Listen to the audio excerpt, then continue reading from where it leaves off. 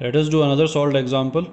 Let there be a block of mass m and it is dropped from a height h on a light pan connected to a vertical spring. Find the distance to which the spring is compressed before the block comes to rest. Now let us first draw the diagram, the real life diagram of this situation. Let us say, since the spring is vertical, so we will draw the spring like this, and there is a light pan connected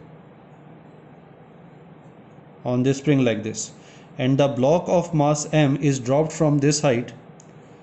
This is height h, and as the block is coming, it will fall on the pan, and it will compress the spring, and its velocity will decrease, and after some displacement x, the velocity of the block will become 0, and we have to find this distance to which the spring is compressed before the block comes to rest.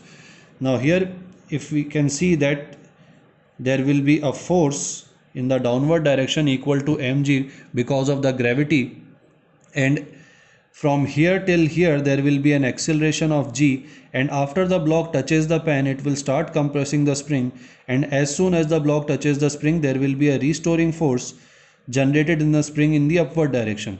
So the block will face reduction in the speed, retardation, and eventually it will come to a stop. Let us say the spring is compressed by this much distance x, and the block comes to stop. So this, let us say a position, this will be our initial position, and the block is dropped, so initially it is at rest, so initial velocity is 0, or we can say initial kinetic energy of the block will be 0. Then it is falling by mg, and at this point b, again the block is at rest. This restoring force is doing negative work, so it will be subtracted from the work energy equation. Now if we write work energy equation from position A to B, then we will have initial kinetic energy, which is 0 because the initial velocity is 0. Then we have work done by mg. The gravitation force is continuously applied from here till the end, till here, and this will be added because it is in the direction of displacement. So work done by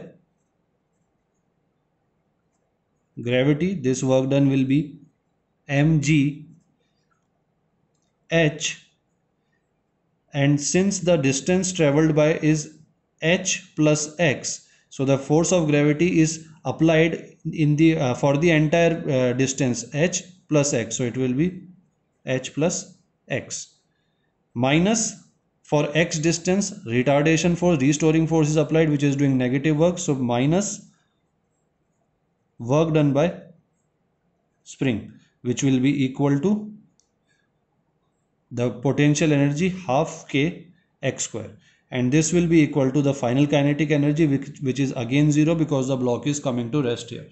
Now if you look at this is nothing but a quadratic equation, and it can be written as kx square.